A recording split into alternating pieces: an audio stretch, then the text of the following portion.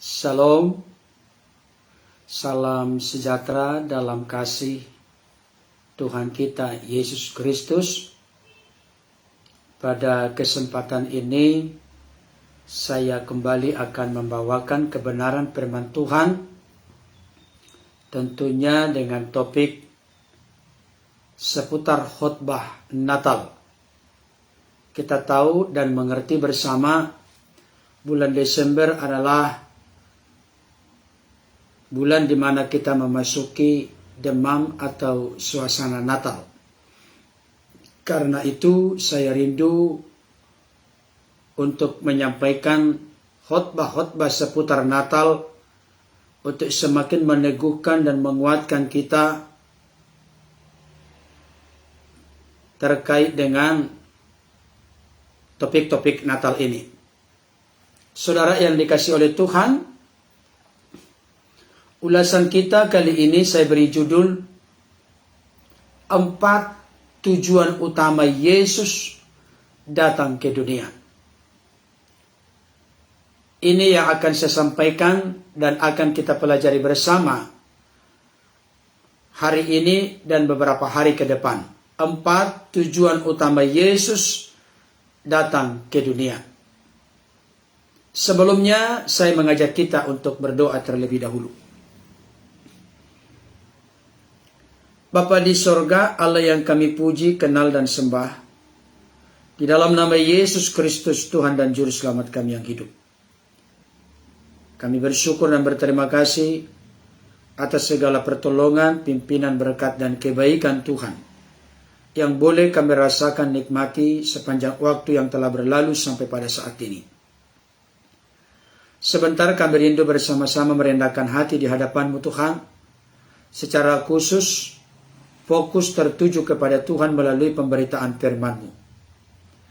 Bukalah hati pikiran kami, beri hikmat dan pengertian, urapi hamba-Mu yang menyampaikan. Segala kuasa dalam bentuk cara apapun yang mencoba melemahkan semangat kami, membuat kami tidak fokus dan konsentrasi menikmati firman Tuhan, belajar bersama, bertumbuh dalam Tuhan. Kami tolak segala penghalang dan perintang di dalam nama Yesus. Biarlah Roh Kudus yang bekerja dan berkuasa di tengah-tengah pemberitaan firman-Mu supaya nama-Mu dimuliakan. Kami semua dikuatkan, diteguhkan, dicerahkan dan diubahkan. Sekali lagi Bapa, urapi hamba-Mu yang menyampaikan, urapi kami semua yang menyaksikan dan mendengarkan. Terpujilah Bapa yang sungguh baik, di dalam nama Yesus kami berdoa. Amin. Baik Bapak Ibu Saudaraku yang dikasihi oleh Tuhan, tidak terasa sudah semakin mendekat kita akan memperingati puncak perayaan Natal di tahun 2022. Karenanya supaya khotbah ini menjadi relevan dan kontekstual, saya akan membahas lebih dalam lagi, lebih luas lagi ruang lingkupnya khotbah terkait atau seputar Natal. Kali ini saya akan mengajarkan kepada kita 4 tujuan utama Yesus datang ke dunia. Sekali lagi, 4 tujuan utama Yesus datang ke dunia. Tanpa bermaksud menafikan atau merendahkan maksud dan tujuan utama Yesus yang lain, tapi paling tidak dalam momen dan kesempatan ini, serta beberapa hari ke depan, saya ingin menyampaikan kepada kita 4 tujuan utama Yesus datang ke dunia. Dan yang lebih spesifik ingin saya tegaskan atau konfirmasi kepada kita adalah 4 tujuan utama Yesus datang ke dunia ini bukan bertitik tolak dari apa yang dinubuatkan oleh para nabi di perjanjian lama. Dan juga bukan bertitik tolak dari apa yang disampaikan atau dikatakan oleh para rasul Kristus. Tapi secara spesifik kita akan bertitik tolak dari apa yang dikatakan atau diungkapkan oleh Yesus Kristus sendiri. Itu sebabnya pembelajaran kita hari ini dan beberapa hari ke depan akan bertitik tolak dari kitab-kitab Injil, apakah itu Matius, Markus, Lukas maupun Yohanes. Jadi ini sangat penting, urgen dan mendesak untuk kita mengerti dan pahami bersama. Kalau kita memahami dan mengerti tujuan utama Yesus ke tengah-tengah dunia, maka kita akan mendapatkan benang merah yang sangat jelas, tidak kabur, tidak samar-samar, tapi benar-benar mendarat di hati kita dan berguna, bermanfaat demi membangun kerohanian kita. Saudara-saudaraku yang dikasihi oleh Tuhan, oleh karena itu saya mengajak kita untuk benar-benar merenungkan satu topik penting ini saat kita merayakan kedatangan Kristus. Saya perlu menyampaikan atau menegaskan kepada kita, topik terkait dengan tujuan utama Yesus datang ke dunia, tolong kita jangan lupa. Karena Yesus datang yang pertama kali, dan Yesus datang pada kali yang kedua. Jadi sekarang ini konteks kedatangan Yesus yang pertama sudah berlalu. Tapi perlu kita peringati, perlu kita pelajari, perlu kita hayati, perlu kita renungkan. Tetapi di sisi lain Bapak Ibu Saudara, tolong kita jangan lupa. Kita tidak boleh fokus hanya kepada kedatangan yang pertama. Karena ada waktunya, ada masanya. Yesus datang pada kali yang kedua. Eskatologi. Saudara dikasihi Tuhan, kedatangan yang pertama, pasti apa yang dinubuatkan oleh para nabi itu telah digenapi secara paripurna, lengkap, utuh dan sempurna di dalam kedatangan Yesus Kristus. Tetapi di sisi lain, jangan lupa, kita perlu waspada dan hati-hati mempersiapkan diri dalam menyambut kedatangannya pada kali yang kedua. Kita juga harus mengerti dan memahami kedatangan Yesus yang pertama berbeda dengan kedatangan Yesus yang kedua. Kedatangan Yesus yang kedua, di dalam pengakuan iman kita dikatakan, akan datang kembali untuk menghakimi orang yang hidup dan yang mati. Siapapun akan diperhadapkan dengan penghakiman Kristus, karena dialah hakim yang adil. Apapun agama kita, suku kita, ras kita, golongan kita, semuanya akan diperhadapkan dengan penghakiman Kristus. Dan kita perlu tahu dan mengerti, penghakiman Kristus tidak boleh disuap, tapi penghakiman yang adil, karena dia adalah hakim yang adil. Saudara-saudaraku yang dikasihi oleh Tuhan, ingin saya tegaskan kepada kita sekali lagi, kedatangan Yesus yang pertama dinubuatkan oleh para nabi dan itu sudah digenapi di dalam diri Yesus dengan kedatangannya yang pertama. Tetapi sebelum Yesus berpisah dengan murid-muridnya, akan naik ke sorga, dalam kisah para rasul ada dituliskan, di dalam kitab Lukas dituliskan, di dalam Injil Markus ada dituliskan, bahwa dia akan datang kembali pada kali yang kedua. Jadi tolong ini ada keseimbangan antara kita untuk mengerti, kedatangan Yesus yang pertama memang Yesus datang, kedatangan Yesus yang kedua memang Yesus datang. Jadi supaya ada keseimbangan antara kedatangan pertama dengan kedatangan kedua. Kedatangan pertama itu merupakan sebuah peringatan dan perayaan bagi kita. Kedatangan yang kedua adalah saat-saat penghakiman akan dijalankan secara adil dan sempurna. Nah, enggak maksudnya Bapak Ibu Saudara ya. Nah, sekarang saya mengajak kita, tentunya secara spesifik fokus untuk kembali mengenang, mengerti apa yang dikatakan oleh Yesus sendiri dengan kata lain. Apa yang keluar dari mulut Sang Maha Kudus, dari mulut Yesus sendiri terkait dengan maksud dan tujuan utama kedatangannya ke tengah-tengah dunia. Hanya orang-orang Kristen yang picik, dangkal, dan miskin pengertian pemahamannya, kalau sampai tidak tahu apa yang menjadi maksud dan tujuan utama kedatangan Kristus ke tengah-tengah dunia. Dan saya mau mengajak Bapak Ibu Saudara bukan berdasarkan apa kata orang. Kalau apa kata orang bertitik tolak dari data dan fakta Alkitab, silahkan. Karena itu adalah sebuah kebenaran yang dapat kita pegang teguh dan yakini serta imani dalam hidup kita. Tapi saya harus menegaskan saat ini. Dan nanti akan saya sampaikan. Kalau saudara dan saya ini dalam membangun sebuah moto dan prinsip habit gaya hidup, biasakanlah kita dalam posisi yang menundukkan diri, menaklukkan diri kepada apa kata firman Tuhan. Tolong Bapak Ibu Saudara, ke depan kita semakin banyak belajar firman Tuhan.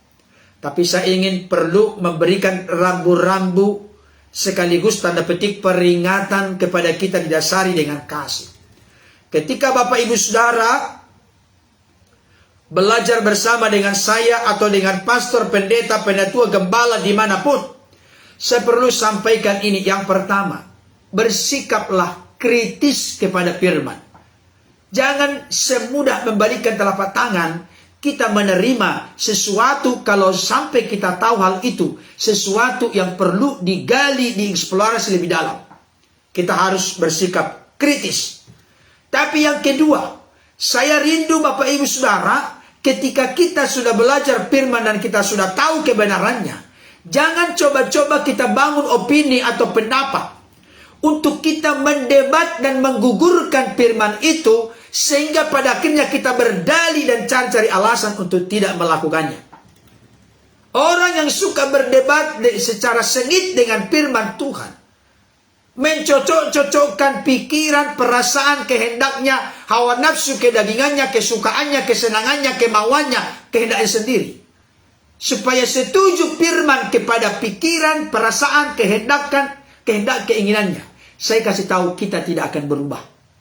Yang membuat kita berubah adalah ketika kita belajar terbuka kepada firman, kita terima firman itu, kita percayai firman itu, dan kita lakukan dalam hidup kita. Tolong jangan sebaliknya. Saya kasih tahu ini penting, ini mendasar Bapak Ibu Saudara.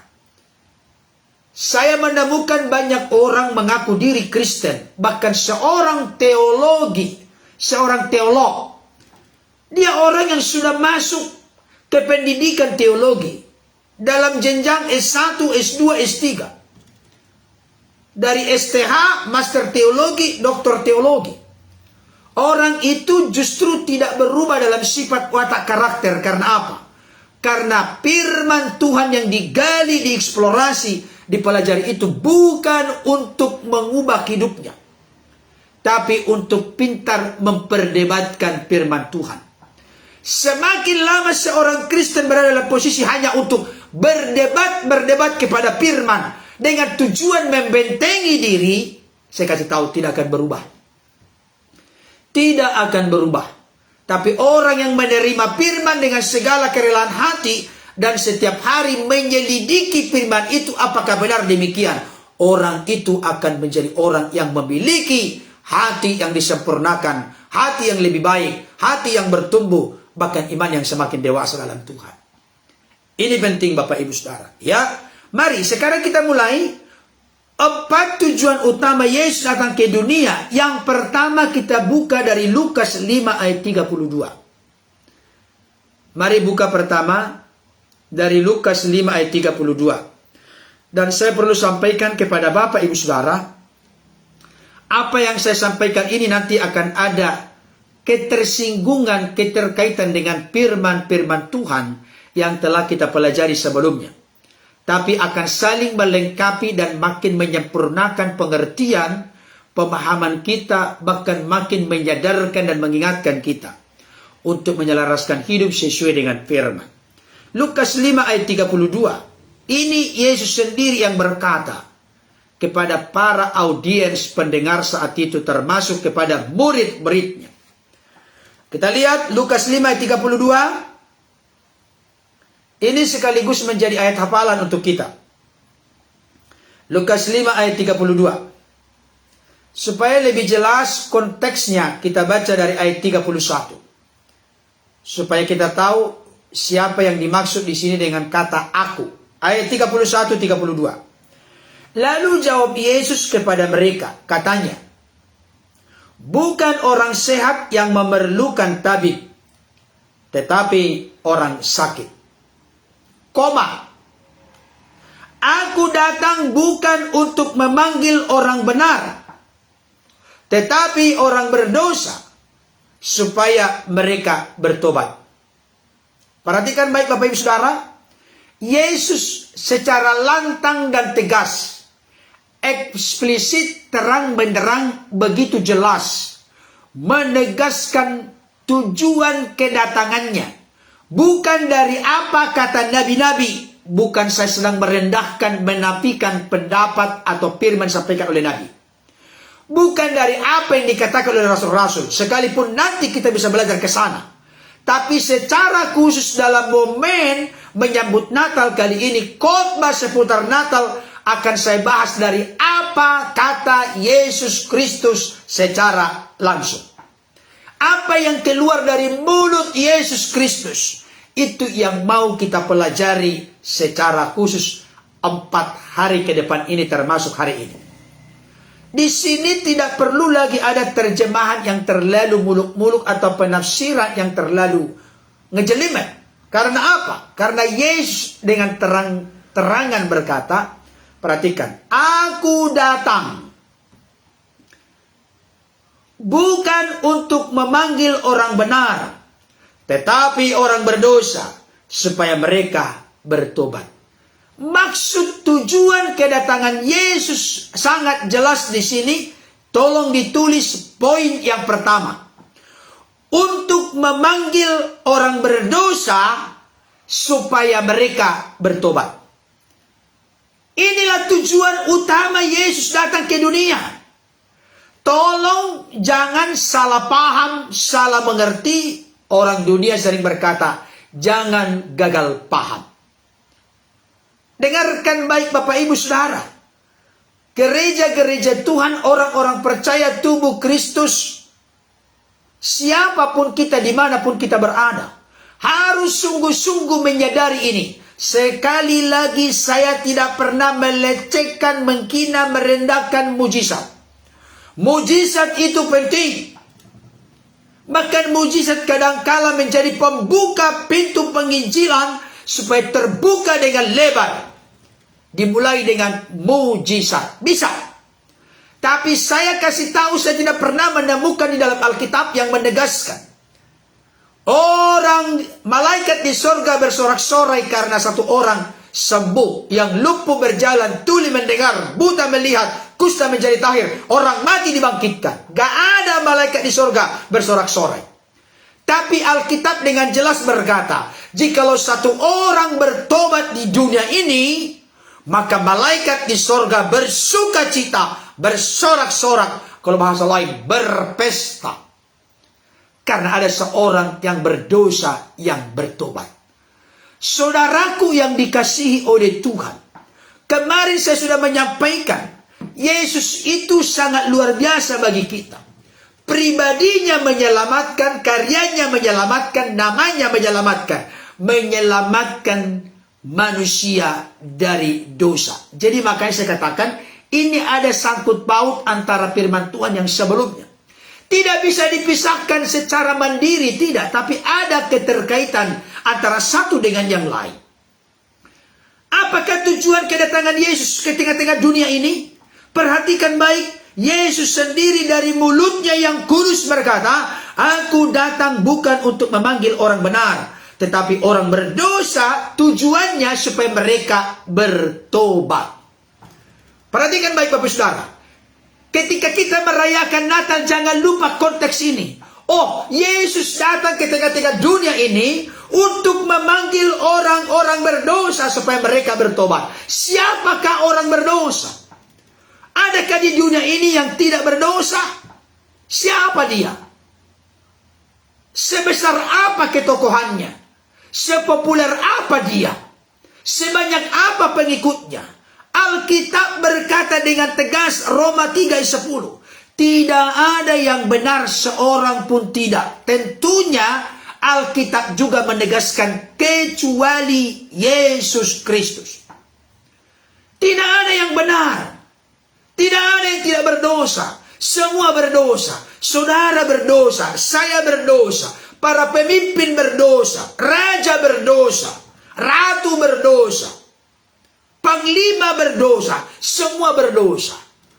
Karena semua berdosa, berarti semua butuh pertobatan dan semua butuh Yesus. Saudara yang dikasihi Tuhan, ini penting. Maka Roma 3:23 berkata, karena semua manusia telah berbuat dosa dan telah kehilangan kemuliaan Allah. Jelas itu. Semua manusia telah berbuat dosa. Semua manusia. Bapak Ibu Saudara manusia. Saya manusia. Kita manusia. Orang-orang yang hidup di tengah-tengah dunia ini manusia. Semua manusia telah berbuat dosa dan telah kehilangan kemuliaan Allah. Tidak ada yang tidak berdosa, Bapak Ibu Saudara. Ternyata kedatangan Yesus ke dunia ini memanggil orang-orang berdosa supaya mereka bertobat. Inilah salah satu dari sekian banyak berita Natal, Bapak Ibu Saudara. Inilah salah satu maksud dan tujuan Yesus datang ke tengah-tengah dunia. Saudara dikasihi Tuhan, pernahkah Bapak Ibu Saudara pergi ke rumah seseorang, datang ke rumah seseorang, tapi dengan hampa dan kosong, tidak ada tujuan? Berarti Bapak Ibu Saudara kurang kerjaan. Kau sampai datang ke rumah orang tidak ada maksud dan tujuan. Tidak ada sasaran yang dituju. Apakah orang lain datang ke rumah kita, mereka datang tidak ada maksud dan tujuan? Berarti sedang ngapain orang ini, gak jelas. Demikian juga Bapak Ibu Saudara, sadarkah kita, mengertikah kita, terbukakah mata hati, mata rohani kita? Yesus itu dalam keberadaan sebagai firman diutus oleh Bapa, keluar dan datang dari Bapa ke tengah-tengah dunia. Tujuannya jelas, memanggil orang-orang berdosa supaya mereka bertobat.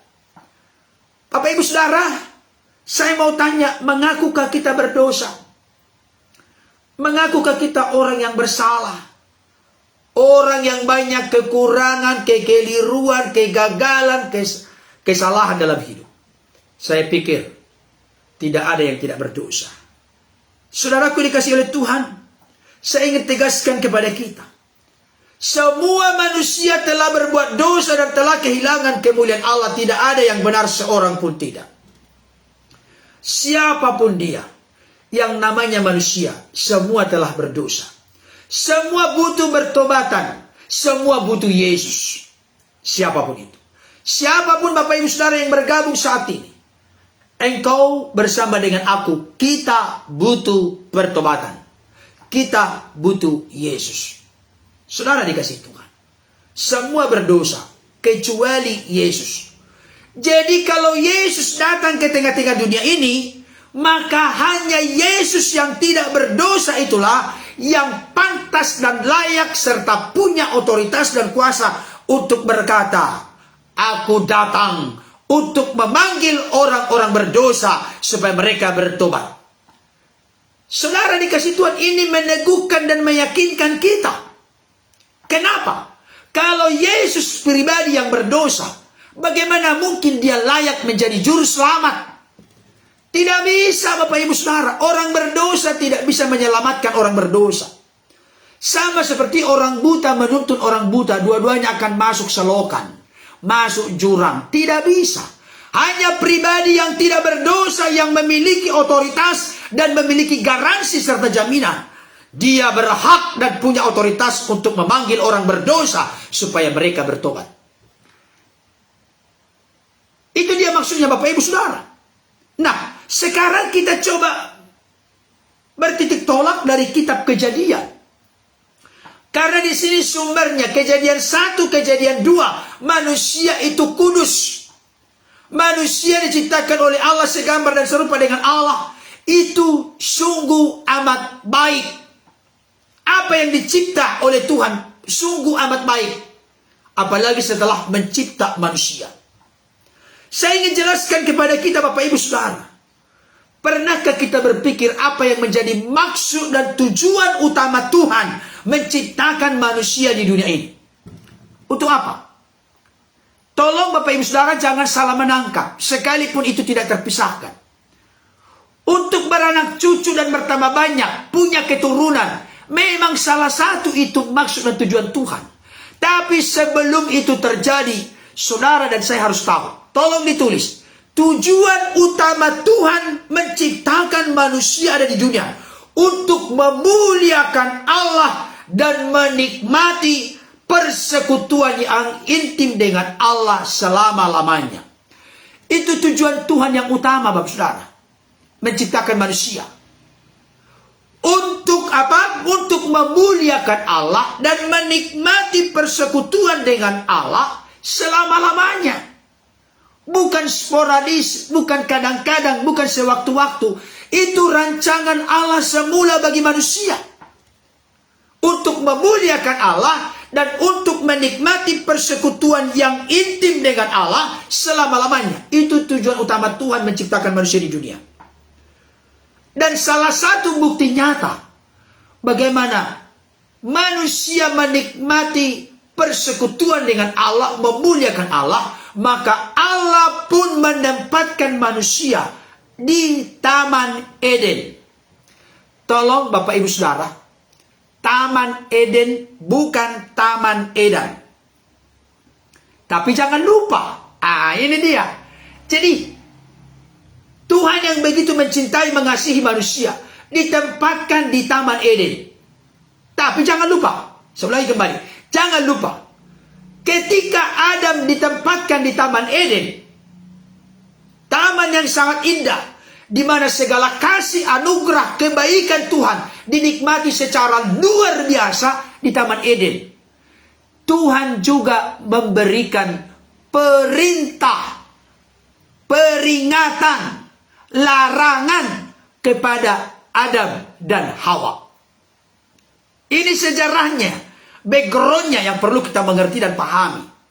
Saudara dikasihi Tuhan, untuk mengurai sebuah permasalahan dalam hidup kita, di mana status manusia sebagai orang-orang berdosa, yang mana Yesus datang memanggil orang-orang berdosa supaya mereka bertobat. Berarti semua manusia butuh Yesus, butuh juru selamat, karena tidak ada manusia yang bisa atau berkuasa menyelamatkan diri sendiri.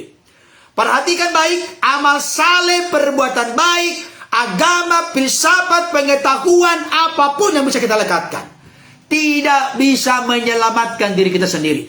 Itu konsep mendasar dalam kekristenan. Tidak bisa. Karena manusia itu telah memiliki status yang jatuh ke dalam dosa. Saudaraku yang dikasihi oleh Tuhan. Nah, coba kita lanjutkan.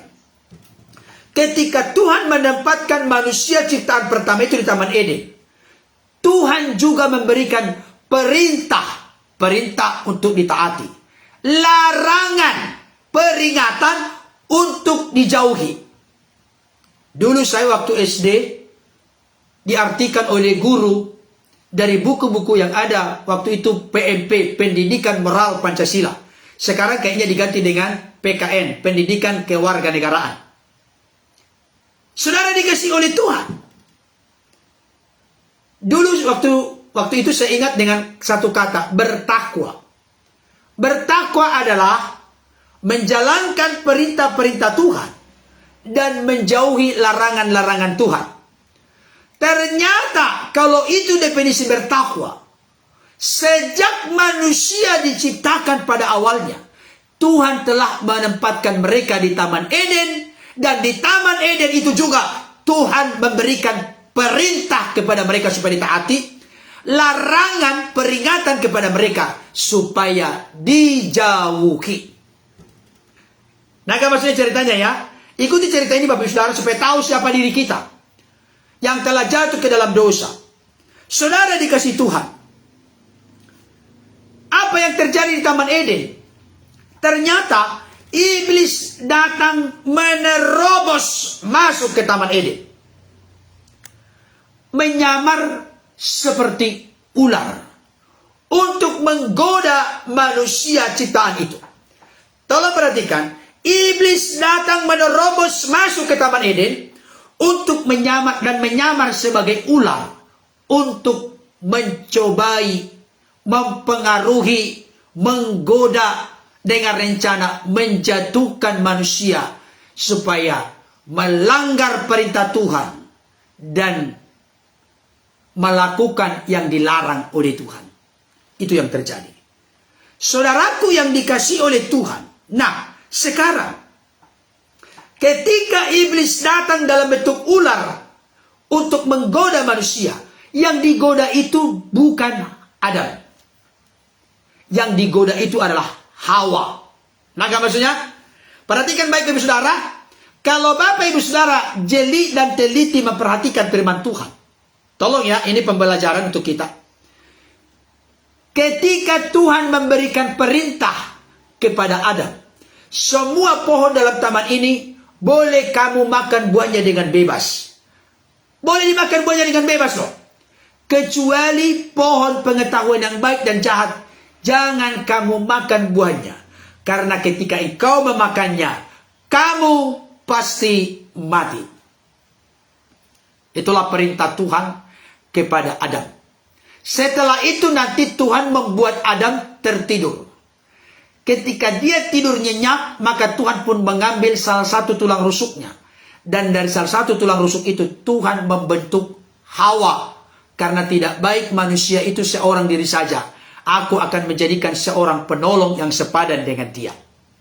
Nah, ketika Adam telah dicipta, ternyata ketika di Kejadian pasal 3, yang didekati oleh iblis dalam bentuk ular, bukan Adam sebagai penerima perintah dan larangan pertama.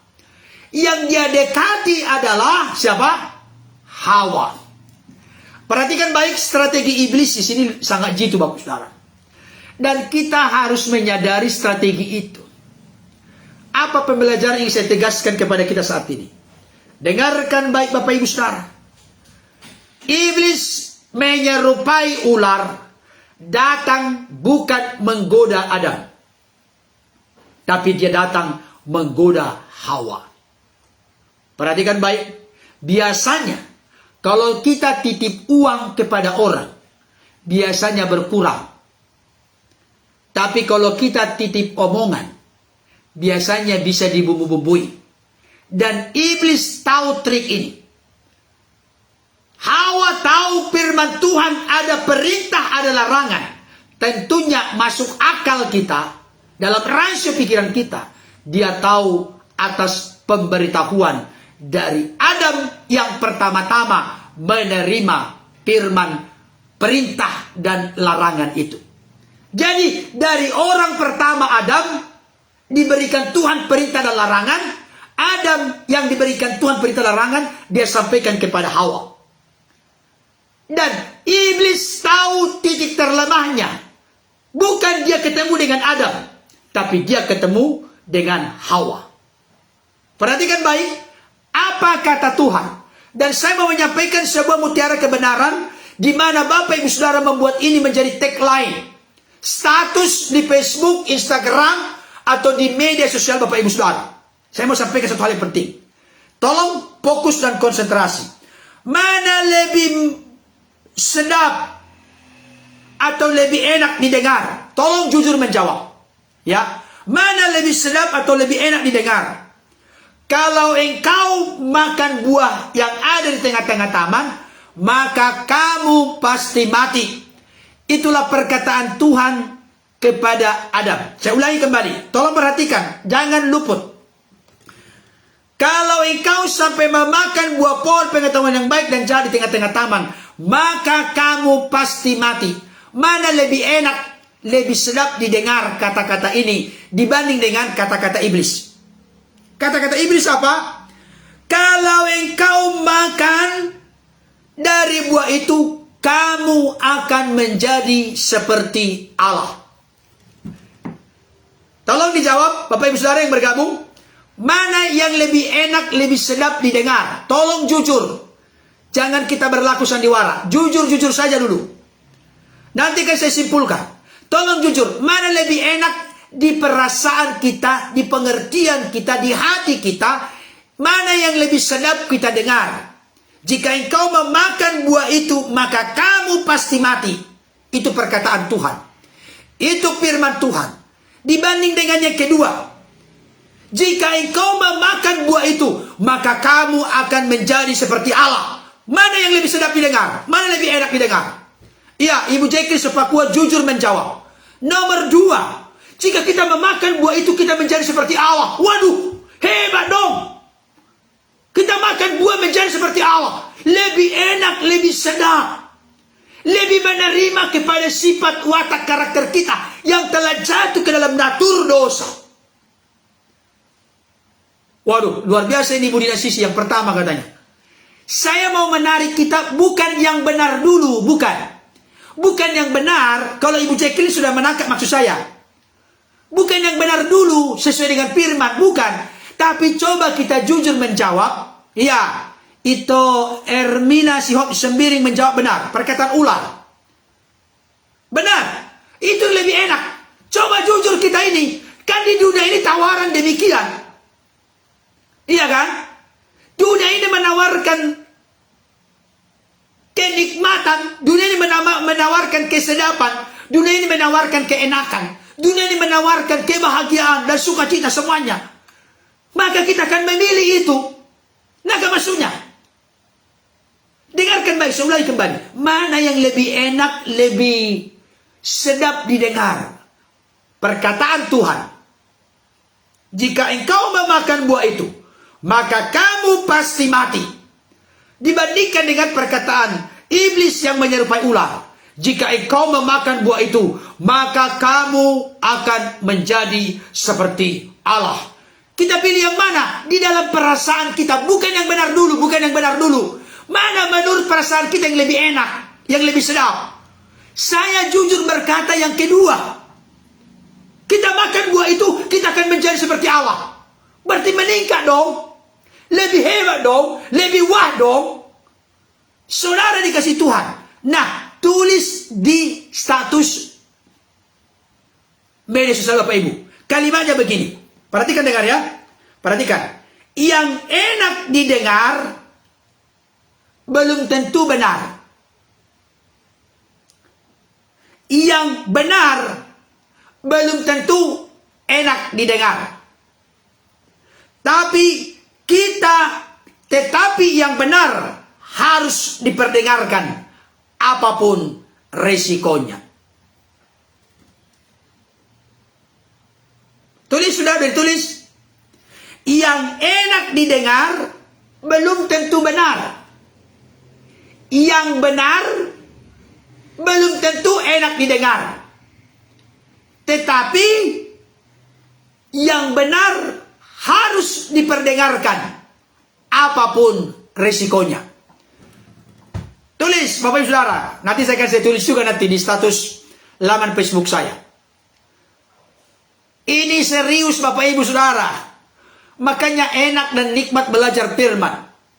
Saya ulangi kembali. Masih banyak yang salah tangkap yang saya maksud.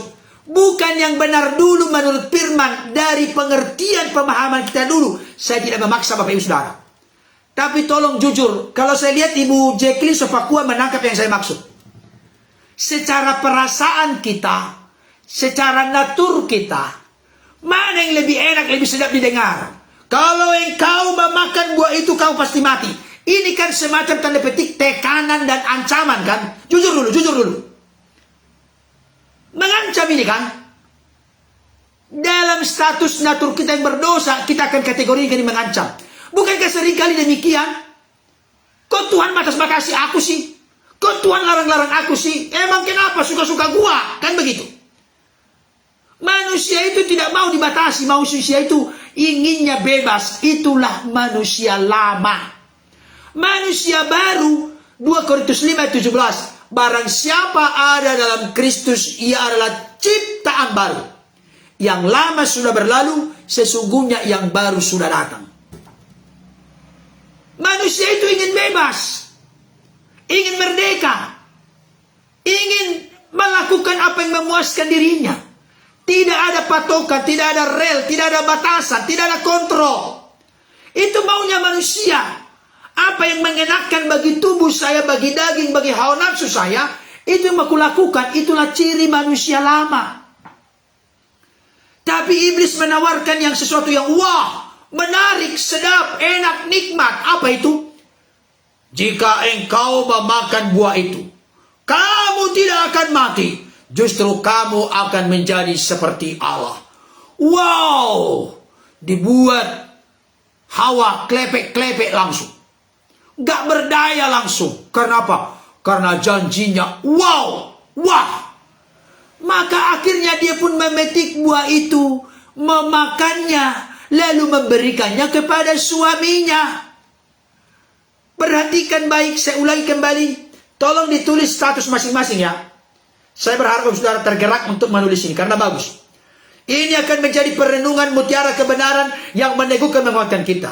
Yang enak didengar atau yang sedap didengar belum tentu benar. Yang benar belum tentu enak sedap didengar. Tetapi yang benar harus tetap diperdengarkan, diwartakan, diberitakan, sekalipun besar resikonya. Nangka maksudnya? Inilah yang selalu saya lakukan kepada Bapak Ibu Saudara. Saya katakan, kalau yang bergabung di sini orang-orang yang gampang tersinggung akan segera mengundurkan diri. Tapi puji Tuhan masih tetap ada yang digerakkan Tuhan untuk rindu bertumbuh bersama, makin baik, makin indah, makin luar biasa. Saudara dikasih Tuhan, apa yang terjadi berikutnya? Apa yang terjadi berikutnya? Hawa pun memakan buah pohon pengetahuan yang baik dan jahat yang ada di tengah-tengah taman, yang mana telah diperintahkan Tuhan tidak boleh dimakan, tapi dimakan. Dan apa yang terjadi? Setelah dimakan, apa yang terjadi dengan Adam dan Hawa? Karena Hawa pertama memakannya, setelah itu baru memberikannya kepada suaminya, Adam. Apa yang terjadi dengan manusia pertama ini, Adam dan Hawa? Tuhan berfirman dan bersabda, pada hari engkau memakannya, maka kamu pasti mati. Pertanyaan saya, apakah mereka benar mati? Dan saya kasih tahu, tolong dicatat ayat-ayatnya. Kita ini kan Bible study, belajar Alkitab, supaya referensi ayat-ayat firman Tuhan itu melengkapi pernyataan-pernyataan saya. Dan Bapak Ibu Saudara tuliskan ayat-ayat itu sebagai bentuk pembelajaran kalau nanti ada orang di luar sana bertanya terhadap keimanan Kristen, khususnya terkait dengan hal ini. Supaya bisa menjawabnya bukan hanya dengan retorika kata-kata kita, tapi dari data dan fakta Alkitab. Saya kasih tahu, dengarkan baik Bapak Ibu Saudara. Sembari saya menyampaikan firman ini menyirami, menyegarkan rohani kita, tapi sekaligus juga satu ditembak sekian yang kena, bukan hanya dua yang kena. Saya sedang mempersiapkan juga bagaimana Bapak Ibu Saudara bisa mempertanggungjawabkan imanmu kepada orang-orang lain di luar sana yang menyalahpahami atau yang gagal paham terkait dengan keimanan dan pengharapan yang kita dapat di dalam Kristus. Kenapa saya katakan demikian? Ketika Hawa dan Adam memakan buah pohon pengetahuan yang baik dan jahat yang dilarang oleh Tuhan untuk dimakan, Tuhan berkata, pada hari engkau memakannya, engkau pasti mati. Bukan kemungkinan mati, bukan barangkali mati, bukan mudah-mudahan mati. Tidak, kamu pasti mati. Kenapa saya perlu menjabarkan ini sekaligus dengan ayat-ayatnya? Supaya membuka mata hati, mata rohani kita.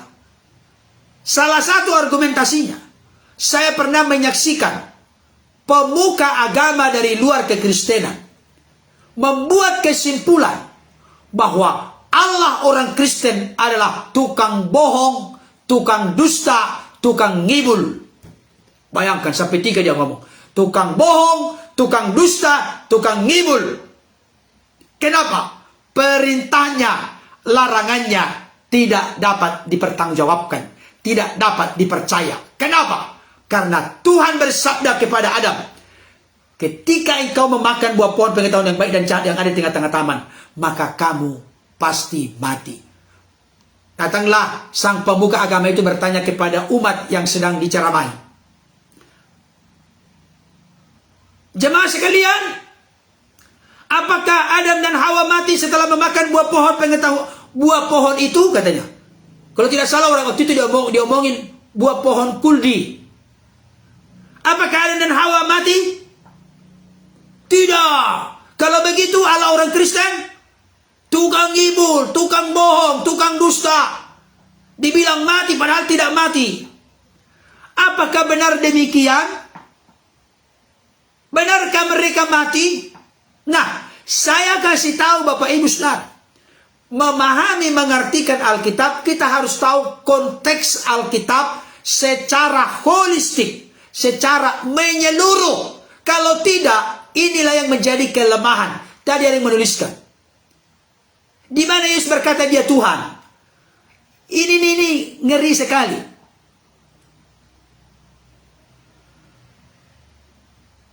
Ada yang mengatakan tidak mati tapi mata terbuka.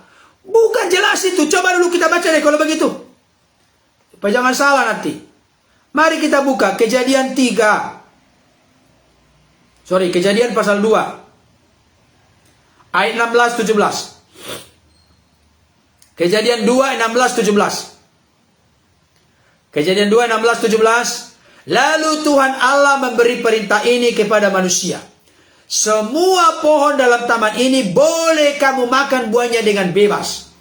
Tetapi pohon pengetahuan tentang yang baik dan yang jahat itu, janganlah kau makan buahnya. Sebab pada hari engkau memakannya, pastilah engkau mati. Pasti mati. Kejadian 2 ayat 16-17. Bukan mudah-mudahan, bukan barangkali, bukan kemungkinan mati, tapi pasti mati. Saudaraku dikasih Tuhan. Ya, tadi saya lihat sudah ada yang mengerti yang saya maksud. Tetapi saya perlu menyampaikan ayat-ayatnya. Tolong ditulis ayat-ayatnya. Kita harus mengerti Alkitab dalam konteks Alkitab. Bukan dalam konteks agama, keyakinan, kitab suci, doktrin, jajaran orang lain. Di luar kekristenan. Bukan. Bukan apa yang saudara. Tapi coba kita lihat. Yang dimaksud di sini memang firman Tuhan atau perkataan Bapa di sorga, perkataan Allah tidak mungkin gugur, tidak mungkin gagal, tidak mungkin salah, tidak mungkin keliru. Tuhan tidak mungkin ngibul, Tuhan tidak mungkin dusta, Tuhan tidak mungkin bohong. Apa yang dikatakan ya dan amin. Tapi orang-orang yang menuduh Allah orang Kristen tukang ngibul, tukang bohong, tukang dusta, karena dia tidak mengerti dan tidak memahami, tapi sok mengerti dan sok memahami. Itu saja.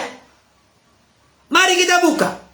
Kematian atau mati dalam konteks Kristen minimal dibagi dengan 3 hal. Tolong ditulis supaya nanti bisa bersaksi ke orang lain. Kematian dalam konteks Kristen menurut seluruh informasi Alkitab ada 3. Yang pertama adalah kematian secara jasmani. Kematian secara jasmani. Ayatnya mana? Mari tulis ya. Ini kan kita belajar ini. Kematian secara jasmani. Kejadian 3 ayat 19. Kejadian 3 ayat 19. Ini konteksnya setelah Adam dan Hawa jatuh ke dalam dosa. Hukuman pun Tuhan jatuhkan. Dampak dan akibat dari dosa. Kejadian 3 ayat 19. Dikatakan demikian. Dengan berpeluh engkau akan mencari makananmu. Sampai engkau kembali lagi menjadi tanah. Karena dari situlah engkau diambil. Sebab engkau debu, dan engkau akan kembali menjadi debu. Berarti ini dari debu kembali kepada debu. Berarti kematian secara jasmani atau kematian secara tubuh atau fisik. Mana ayat yang lain? Buka kembali Yakobus pasal 2 ayat 26. Definisi dari mati secara jasmani. Yakobus 2 ayat 26. Tolong ya, Ibu Jacqueline ditulis ayat-ayatnya. Yang lain ditulis ayat-ayatnya. Di sini penulis Yakobus mengibaratkan antara iman dengan perbuatan. Iman tanpa perbuatan pada hakikatnya adalah mati. Iman tanpa perbuatan pada hakikatnya adalah kosong. Bukan perbuatan yang menyelamatkan, tapi iman yang benar pasti terbukti dari perbuatan-perbuatan yang benar. Tolong ya Bapak Saudara ya, kalau imanmu benar kepada Tuhan, pasti ditunjukkan dengan ketaatan melakukan perintah Tuhan, firman Tuhan. Saya ulangi kembali. Kalau iman kita iman yang menyelamatkan, iman yang bertumbuh, iman yang dinamis, pasti iman kita dibuktikan dengan perbuatan-perbuatan yang benar.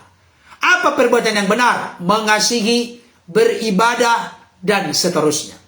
Ya, ayat 26. Sebab seperti tubuh tanpa roh adalah mati, demikian jugalah iman tanpa perbuatan-perbuatan adalah mati. Sebab seperti tubuh tanpa roh, berarti kematian jasmani adalah terpisahnya roh dari tubuh. Itu kematian jasmani. Jadi kalau sudah terpisah antara roh kita dengan tubuh kita, maka kita mengalami kematian. Kenapa kita hidup? Karena roh kita masih bersama dengan tubuh kita. Itulah kematian jasmani. Saya kasih tahu, kematian jasmani tidak apa-apa. Sekalipun orang yang ditinggal mengalami kedukaan dan kesedihan. Tapi bagi orang yang ada dalam Kristus, kematian jasmani hanya keterpisahan sementara. Karena bagi orang Kristen kematian itu, bagiku hidup adalah Kristus, mati adalah keuntungan. Filipi 1 ayat 21. Nah kan maksudnya? Itu ya, tolong ditulis ya. Pertama, kan firman Tuhan berkata, pada hari engkau memakannya, maka kamu pasti mati. Nah, orang di luar Kristen berkata, nggak mati tuh. Bahkan umurnya masih ratusan tahun. Abraham 930 tahun. Metusala sebagai manusia tertua yang ditulis di Alkitab 969 tahun. Kok masih panjang umurnya, nggak mati tuh? Nah, sekarang supaya menjawab pertanyaan itu, pada hari engkau memakannya kamu pasti mati. Ada yang kedua yang disebut dengan kematian rohani. Tadi kematian jasmani. Yang kedua kematian rohani. Kematian rohani artinya apa? Terputusnya hubungan dengan Allah. Kenapa? Karena Allah itu kudus, manusia berdosa. Tidak mungkin bersekutu, tidak mungkin punya relasi hubungan antara Allah dengan manusia. Karena Allah kudus, suci, agung, mulia, sempurna, dan manusia telah jatuh ke dalam dosa. Jadi kematian rohani artinya terputusnya relasi hubungan antara Allah dengan manusia. Manusia yang telah jatuh dalam dosa tidak lagi bisa menikmati persekutuan dan hadirat Allah secara indah. Ada kerusakan relasi dan hubungan antara Allah dan manusia. Dan saya kasih tahu, itulah yang langsung terjadi ketika Adam dan Hawa jatuh ke dalam dosa. Pada hari engkau memakannya, maka kamu pasti mati. Yang terjadi pertama-tama adalah kematian rohani.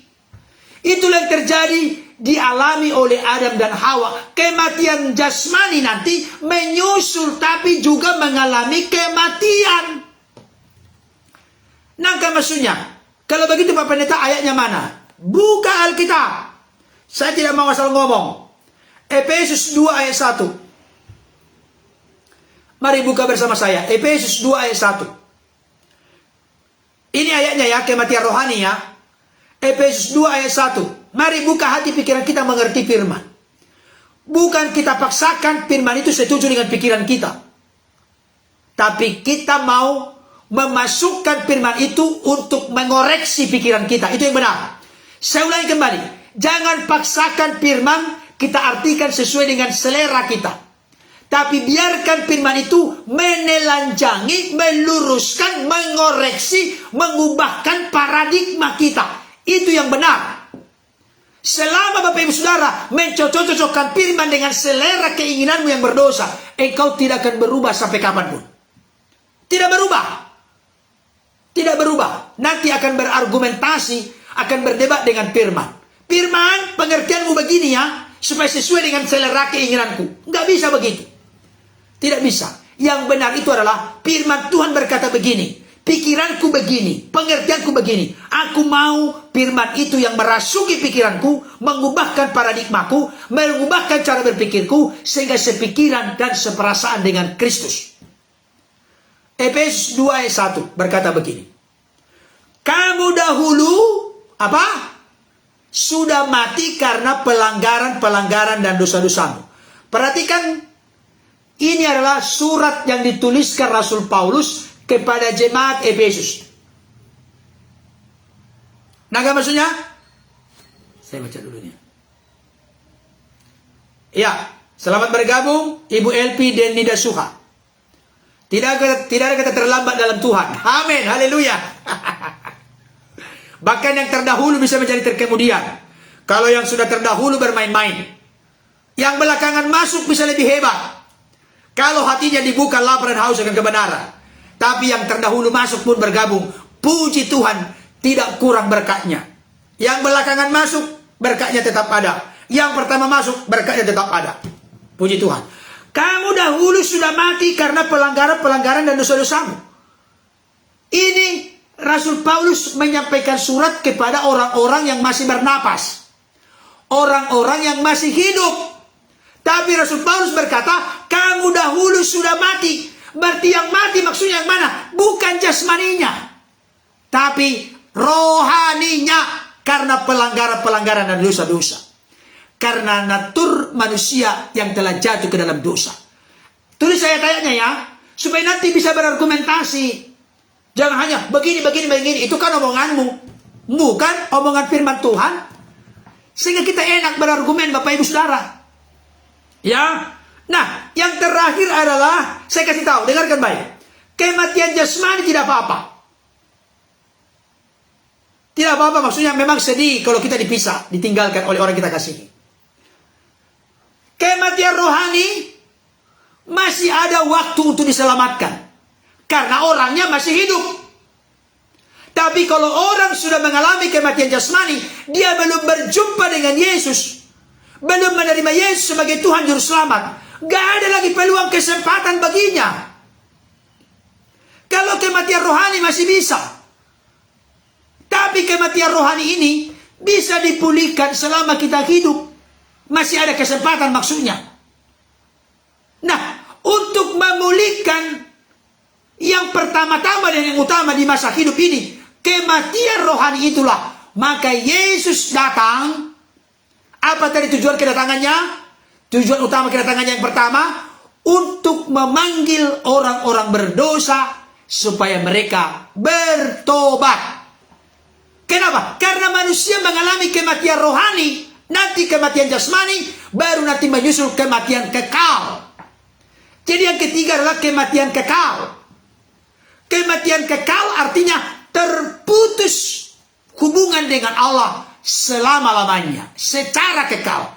Terpisah dari Allah dan hadiratnya secara kekal. Itulah kematian kekal. Kematian kekal itu disebutkan dalam Alkitab, kitab Wahyu, kematian yang kedua. Saudara dikasih Tuhan, orang Kristen itu, perhatikan baik, orang Kristen itu mengalami satu kali kematian, dua kali kelahiran. Nah, apa maksudnya? Orang Kristen itu mengalami satu kali satu kali kematian, dua kali kelahiran. Pak Pendeta, maksudnya apa? Iya, kelahiran kita dua kali. Kelahiran pertama, keluar dari kandungan ibu kita. Itu kelahiran pertama. Yang kedua, kelahiran baru. Yohanes 3-5. Kelahiran baru, mengalami pengalaman perjumpaan pribadi dengan Tuhan. Baru nanti kita mengalami kematian. Setelah mengalami kematian, bukan lagi kematian berikutnya, kematian kekal. Karena apa? Kehidupan yang kekal. Orang Kristen yang lahir baru mengalami satu kali kematian, dua kali kelahiran. Tapi orang dunia mengalami satu kali kelahiran, dua kali kematian. Nah, apa maksudnya ini? Tolong ilmu-ilmu praktis ini harus ditanamkan dalam hati. Kenapa satu kali kelahiran? Orang-orang di luar Yesus, satu kali kelahiran, dua kali kematian. Kelahiran yang pertama itu apa? Kelahirannya ya kelahiran dilahirkan oleh bunda. Ibu Mari, ibu kita masing-masing. Dua kali kematian apa? Kematian secara jasmani dan nanti kematian yang kekal. Memang mengalami kematian rohani di dunia ini. Tapi kalau dia terbuka percaya menerima Yesus sebagai Tuhan Juru Selamat, hanya Yesus yang bisa memulihkan dan menghidupkan kembali kematian rohani. Memang semua kita akan mengalami kematian secara jasmani. Tapi secara roh kita tidak pernah mati. Roh manusia percaya tidak percaya kepada Yesus tidak pernah mengalami kematian. Tubuhnya yang mengalami kematian. Rohnya tidak pernah mengalami kematian. Makanya nanti ada saatnya pada kali yang kedua Yesus datang, diminta pertanggungjawaban dari hakim yang adil, yaitu Yesus Kristus. Siapapun engkau, apapun agamamu, apapun suku, ras, golongan, saya kasih tahu kepadamu, engkau dan aku akan sama-sama menghadap tata pengadilan Kristus. Oh, Pak Pendeta, kita orang-orang percaya masih diadili. Yes, masih diadili. Tapi diadili bukan mau masuk neraka untuk menentukan apa mahkota yang kita terima. Kita ini ada mahkota, Bapak Ibu Saudara. Orang, nanti kita akan bahas ya, apa mahkota orang percaya. Supaya kita berlomba-lomba mendapatkan mahkota itu. Sebenarnya tujuannya bukan mendapatkan mahkota. Hidup kita menyukakan, menyenangkan hati Tuhan. Tapi orang-orang di luar Kristus, mereka nanti akan diadili. Kenapa engkau masuk neraka? Karena tidak percaya Yesus Tuhan dan tidak sujud menyembah kepadanya. Makanya dikatakan di dalam kitab Filipi, setiap lidah akan mengaku Yesus Kristus Tuhan. Setiap lutut sujud menyembah kepadanya. Setiap lutut, yang punya lutut, punya lidah, harus dipaksa nantinya. Kalau nanti di pengadilan loh. Mau dipaksa nanti di pengadilan atau sekarang?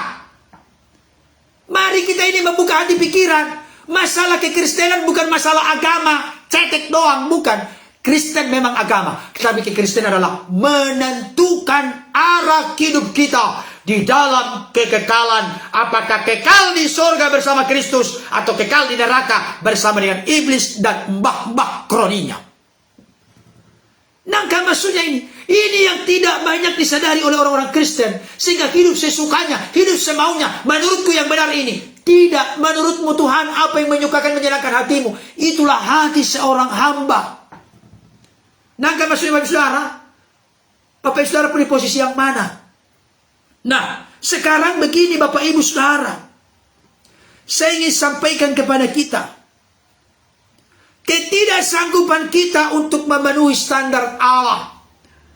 Itulah yang disebut dengan dosa. Kita tidak sanggup, tidak berdaya untuk memenuhi standar Allah.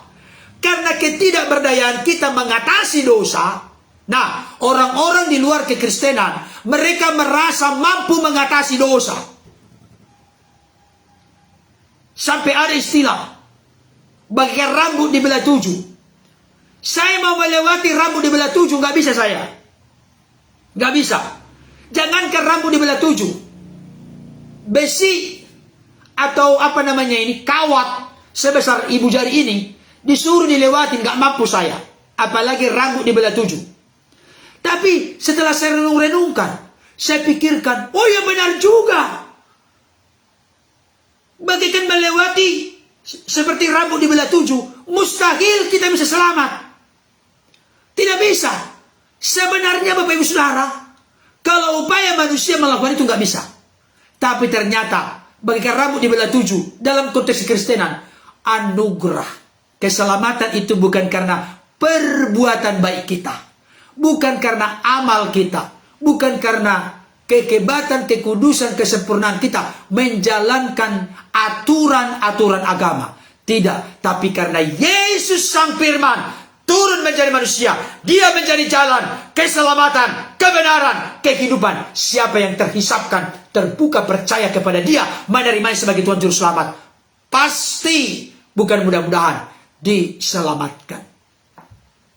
Saudara-saudaraku yang dikasihi oleh Tuhan, mari kita ingat kedatangan Yesus yang pertama untuk memanggil orang-orang berdosa supaya mereka bertobat. Saya perlu menjelaskan sedikit arti bertobat ini. Kemarin sudah saya jelaskan kepada kita. Ciri-ciri pertobatan sejati kan sudah. Tapi ingin saya tegaskan, bertobat, tobat dari kata Yunani metanoia. Metanoia artinya berbalik dari dosa. Tanggalkan dosa. Serahkan, persembahkan hidup kepada Tuhan. Bisa juga metanoia artinya yang tadinya kecenderungan berpikir kita, perilaku kita, perkataan kita, perbuatan kita ke arah yang negatif, sehingga menjadi diselaraskan berpikir, berperasaan seperti Kristus. Jadi ada yang berubah dari arah hidup kita yang menuju kebinasaan, yang menuju kecenderungan ke dalam dosa. Setelah kita bertobat lewat potensi pemberdayaan kasih karunia ilahi, terbuka percaya menerima Yesus sebagai Tuhan Juru Selamat, maka kita dipulihkan dari ikatan dosa, dari perhambaan perbudakan dosa, menjadi anak-anaknya dan menjadi hamba-hamba kebenaran, taat, tunduk, patuh kepada kebenaran. Karena itulah yang dikerjakan oleh Yesus. Makanya kemarin kepada seorang yang bergabung dengan kita, ketika berdiskusi dengan hangat, saya katakan, kalau kita mau berpikir seperti Kristus, di dalam Filipi 2 ayat yang ke-5 sampai 8, kebetulan saya hafal. Filipi 2 ayat 5 sampai 8. Hendaklah kamu menaruh pikiran dan perasaan yang terdapat juga dalam Kristus Yesus. Sepikiran, seperasaan dengan Yesus. Apa ayat yang ke-6? Yang walaupun dalam rupa Allah, tidak menganggap kesetaraan dengan Allah sebagai milik yang harus dipertahankan. Ayat yang ke-7. Melainkan ia telah mengosongkan dirinya dan mengambil rupa seorang hamba dan menjadi sama dengan manusia. Ayat 8. Dan dalam keadaan sebagai manusia, dia sampai taat mati, bahkan sampai taat mati di kayu salib. Jadi kalau saudara dan saya berkata, saya sepikiran, seperasaan dengan Yesus, maka Yesus itu melakukan tindakan ketaatan sampai taat mati di kayu salib. Kalau ada di antara saudara berkata bertobat, memiliki pikiran Kristus, maka harus ada tindakan ketaatan. Karena kita ditebus dari dosa pemberontakan, dosa ketidaktaatan, di mana Adam dan Hawa hamartia itu bahasa Yunani, meleset dari sasaran dan menuju sasaran yang salah. Itu arti dosa, meleset dan menyimpang dari sasaran yang sebenarnya atau seharusnya menempuh sasaran yang salah. Kalau sudah sasaran salah, berarti kita sedang berdosa. Itu substansi intisari yang pokok dan hakiki dari dosa. Ketidakmampuan, ketidakberdayaan, ketidaksanggupan kita untuk memenuhi standar Allah, menyimpang dari kehendak Allah. Saudaraku yang dikasihi oleh Tuhan, saya ulangi kembali ayat yang sangat luar biasa berkata begini. Mari buka bersama saya 1 Yohanes 1 ayat 8 sampai 10.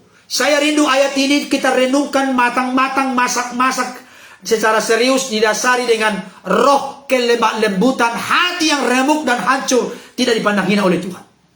Mari kita sambut ayat ini dengan kejujuran berkata, aku adalah orangnya. 1 Yohanes 1 ayat 8 sampai 10. Perhatikan baik. Karena argumentasi banyak orang Kristen, kenapa hidupnya tidak pernah sepenuhnya diserahkan, dipersembahkan sebagai persembahan yang hidup, kudus, berkenan kepada Allah, itu ibadah kita yang sejati. Kenapa? Karena selalu terjebak di dalam ayat ini. Perhatikan 1 Yohanes 1 Yohanes ya, bukan Yohanes, 1 Yohanes 1 ayat 8 sampai 10. Dikatakan begini, mari pasang telinga baik-baik Bapak Saudara. Jika kita berkata bahwa kita tidak berdosa, maka kita menipu diri kita sendiri dan kebenaran tidak ada di dalam kita. Perhatikan baik. Jika saudara dan saya mengklaim, meyakinkan dirimu tidak berdosa, dikatakan di sini pertama, kita sedang menipu diri sendiri, membohongi diri sendiri, berdusta kepada diri sendiri. Itu berbahaya. Mendustai orang lain berbahaya, menipu orang lain berbahaya. Tapi yang paling berbahaya dalam hidup adalah menipu diri sendiri. Kalau kita berkata kita tidak berdosa, maka kebenaran tidak ada di dalam kita.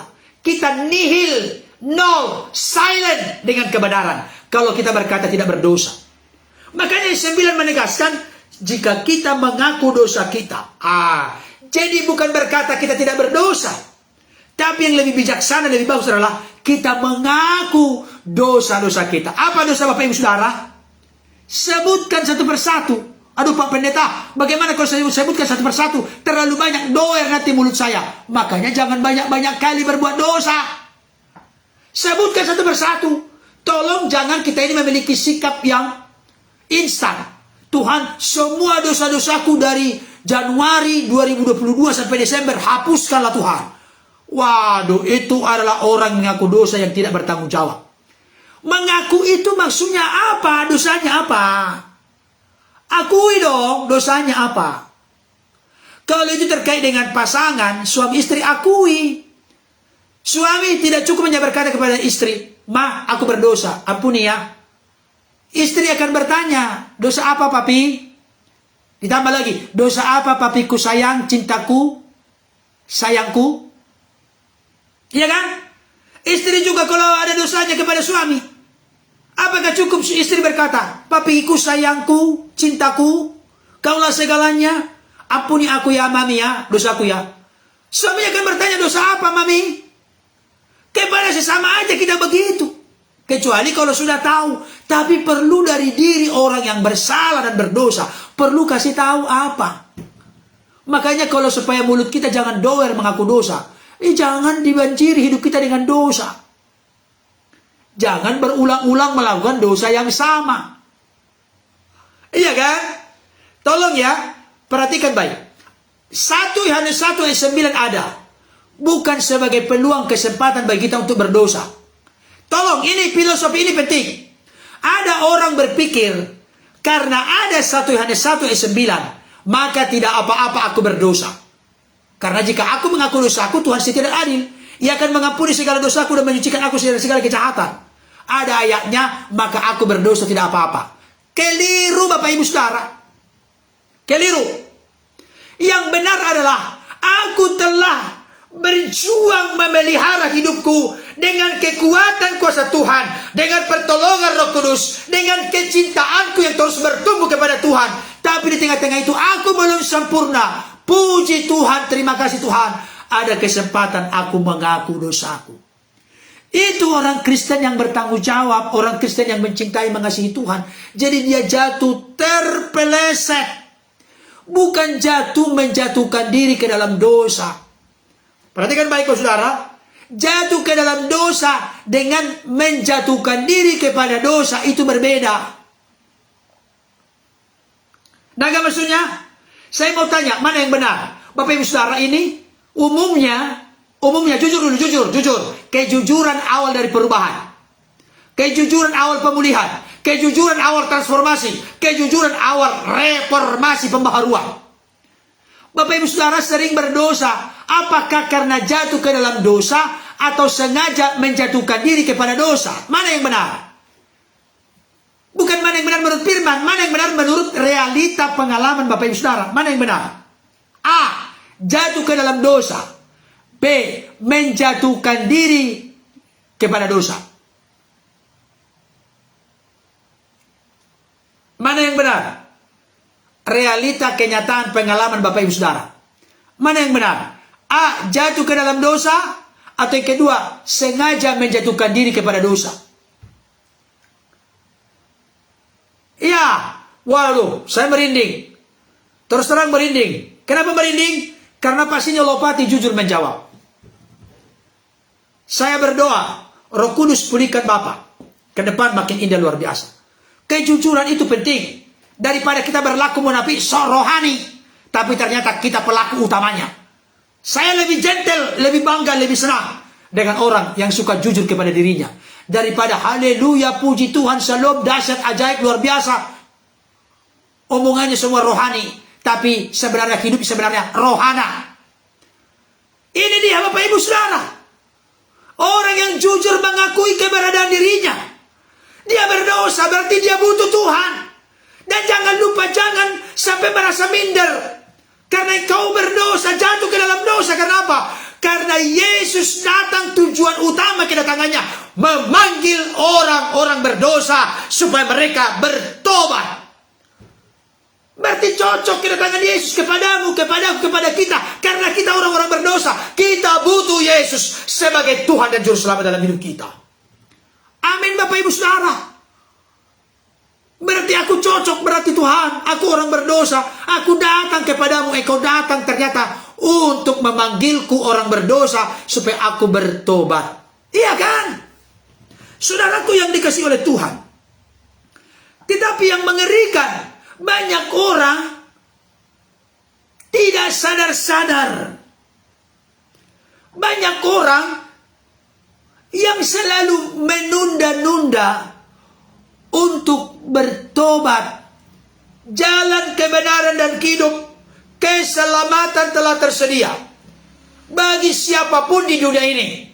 Karena begitu besar kasih Allah akan dunia ini, sehingga ia telah mengaruniakan anaknya yang tunggal, supaya barang siapa yang percaya kepadanya tidak binasa, melainkan beroleh hidup yang kekal. Saudara yang dikasihi Tuhan, dia sudah datang untuk ngapain? Bukan untuk ongkang-ongkang kaki, lipat tangan, bersiul-siul sambil duduk di kursi, bukan. Dia datang untuk memanggil.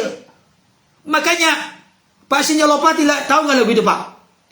Ku dengar Yesus memanggil, ku dengar Yesus memanggil, ku dengar Yesus memanggil, angkat salib, ikutlah aku. Waduh, mari dengar Yesus memanggil. Dia datang ke dunia ini lahir di kandang domba di sebuah peluang di Bethlehem. Dalam momen perayaan Natal tahun ini, sadarilah, ingatlah, yakinilah, bukalah hati pikiran kita semua yang masih banyak kekurangan kelemahan ini. Dia datang untukmu, untukku, untuk kita semua. Dia datang memanggil kita, hai manusia yang berdosa, datanglah kepadaku, orang-orang berdosa, bertobatlah, kerajaan Allah sudah dekat. Wahai luar biasa. Jangan menunda-nunda. Segeralah Bapak Ibu Saudara sadar. Jangan menunda-nunda. Lebih cepat lebih baik.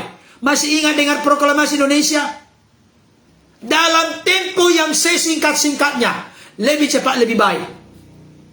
Hari ini kalau Tuhan berikan kepada kita, pergunakanlah hari ini sebaik mungkin untuk kita berbenah. Makanya selalu saya katakan, saya yakin Pak Sinyalopati, Ibu Jacqueline dan yang lain-lain sudah menghafal ini. Apa itu? Mari kita supaya lebih optimal, maksimal, efektif, efisien. Mari kita koreksi diri, introspeksi diri, evaluasi diri. Hanya orang-orang yang suka koreksi diri, introspeksi diri, evaluasi diri. Diri ya, bukan orang lain. Mulai dari diri dulu. Jangan dari orang lain. Jangan tunggu orang lain bertobat dulu, baru kita bertobat. Itu keliru. Kalau dia tidak bertobat sampai Yesus datang pada kali yang kedua, engkau rugi. Kita rugi. Sikap yang bagus, sikap yang jitu dan gentle adalah, orang lain belum bertobat, aku mulai dari diriku. Ini prinsip. Naga maksudnya saudara? Ini prinsip dalam hidup kita. Nah, sekarang begini. Permasalahan yang paling parah dalam hidup ini adalah merasa diri benar. Dengarkan baik. Kalau sudah kita merasa diri benar, maka Yesus tidak cocok datang kepada kita. Setuju nggak? Kalau kita sudah merasa diri benar, maka Yesus datang tidak cocok kepada kita. Kenapa tidak cocok? Karena Yesus datang untuk memanggil orang-orang berdosa supaya mereka bertobat. Kalau sudah merasa diri benar, berarti engkau dan aku tidak lagi butuh penyelamat. Nah, maksudnya. Jadi merasa diri benar ini repot Bapak Ibu Saudara. Dan orang yang merasa diri benar, dengarkan firman Tuhan ini. Saya baca untuk kita. Roma 10 ayat 1 sampai 3. Makanya tuliskan ayat-ayatnya Bapak Ibu Saudara. Biar jangan angin lalu ini semua yang kita bahas. Ya, saya minum dulu Bapak Saudara ya.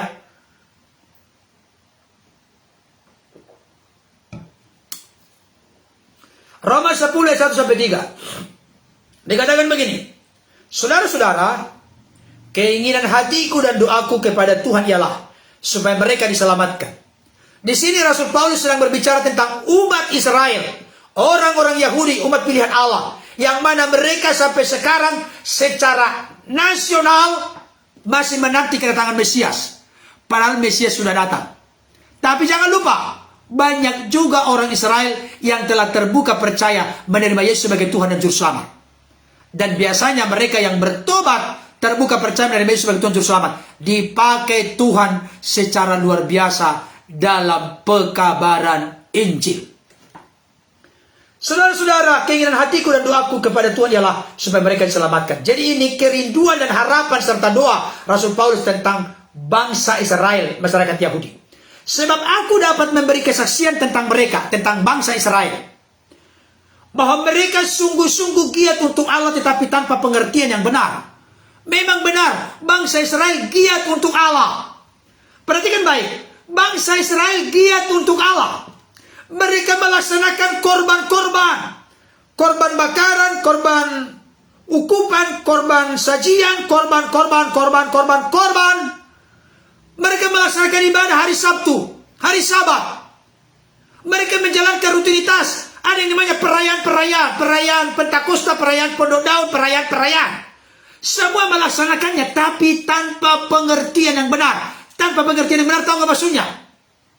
Tanpa melalui jalan keselamatan, melalui Yesus Kristus. Jadi dengarkan baik, tolong jangan salah mengerti, salah paham. Rutin ibadah kita itu penting, tapi dengarkan baik, jangan salah kaprah. Nanti ada orang berkata tidak perlu lagi kita melakukan menaati firman Tuhan yang lain. Yang penting aku sudah benar di hadapan Tuhan. Nggak bisa, tidak bisa. Memang semua rutinitas kegiatan keagamaan bullshit, nonsense, omong kosong, gak ada gunanya tanpa pertobatan, tanpa perubahan. Tapi bukan berarti semua kegiatan ritual ibadah kita yang sudah kita lakukan itu salah. Kenapa? Dengarkan baik, tolong jangan salah kaprah. Karena apa? Ayat yang ketiga, perhatikan. Sebab oleh karena mereka tidak mengenal kebenaran Allah. Kebenaran Allah itu dinyatakan melalui dan di dalam Yesus Kristus.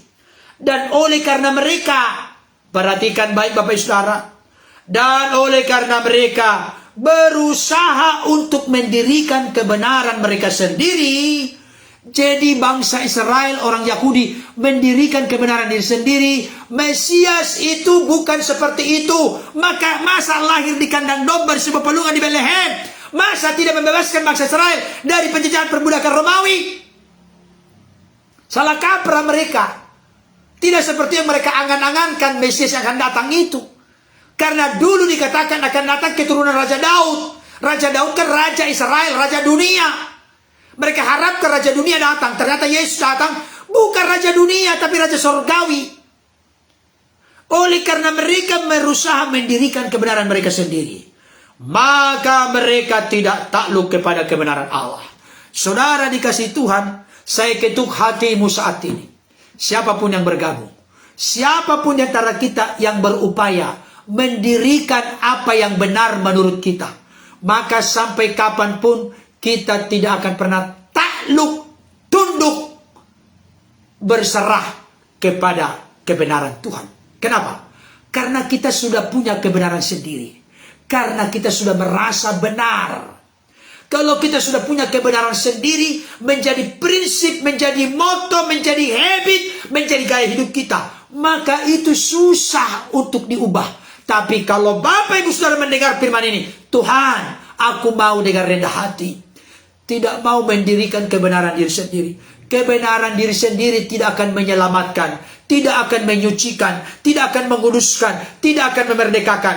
Tapi firman Tuhan berkata, kebenaran itu adalah kebenaran yang memerdekakan, kebenaran yang mengubahkan, kebenaran yang menebus, kebenaran yang mengampuni, kebenaran yang menyucikan, kebenaran yang menguduskan kehidupan kita.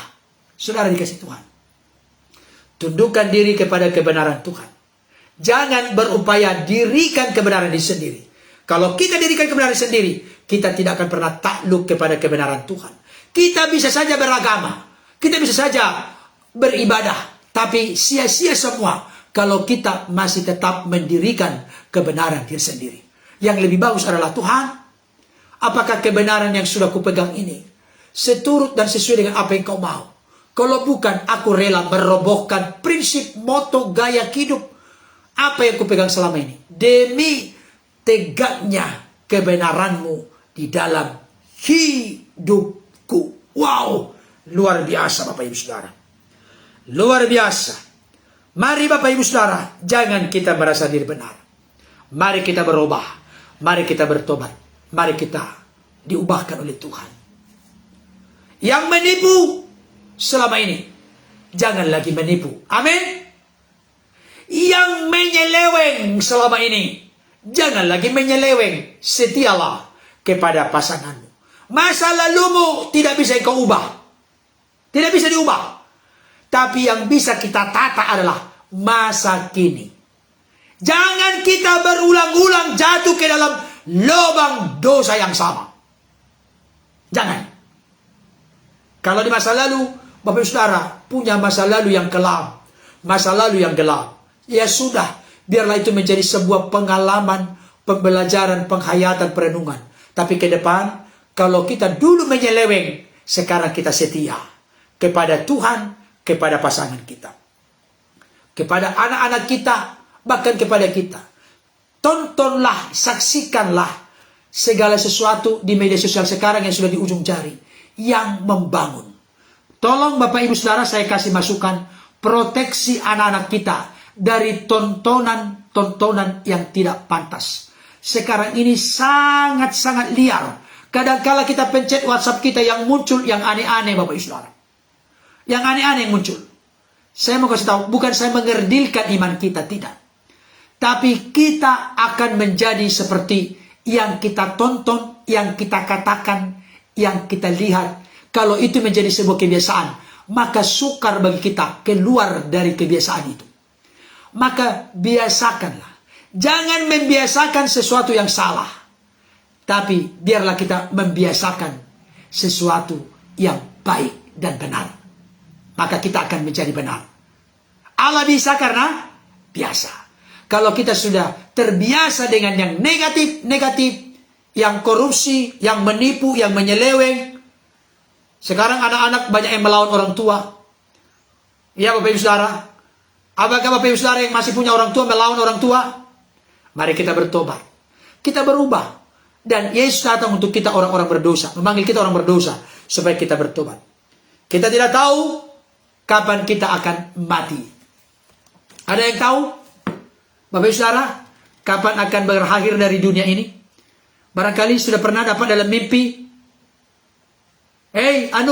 Engkau akan meninggal tanggal sekian, bulan sekian, tahun sekian. Ada? Enggak ada. Itu misteri. Dan puji Tuhan dibuat misteri. Supaya kita selalu berjaga-jaga dan waspada. Coba, kalau Bapak Ibu Saudara diberitahukan Tuhan. Hai anakku si Anu. Contohnya ini. Ibu Rohani Nabi Tupulu. Hai Ibu Rohani Nabi Tupulu. Engkau meninggal tanggal sekian, bulan sekian, tahun sekian. Udahlah, lakukan dosa lah. Nanti sebelum tanggal sekian baru aku berubah. Bisa demikian. Jadi misteri rahasia itu kadangkala perlu untuk kita. Demi membuat kita waspada. Kenapa? Tolong jangan Bapak Ibu Saudara. Tolong jangan ketika berbicara tentang kematian. Lihat rambut orang. Kalau sudah uban semua.